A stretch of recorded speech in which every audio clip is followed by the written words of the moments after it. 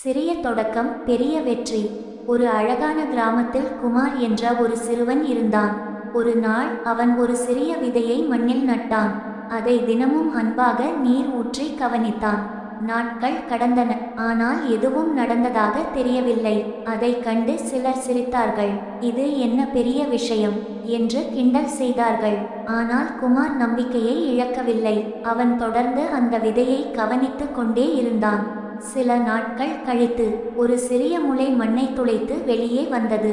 குமார் மிகவும் மகிழ்ந்தான். அவன் இன்னும் அதிக அன்புடன் அதை பராமரித்தான். மாதங்கள் கடந்தன.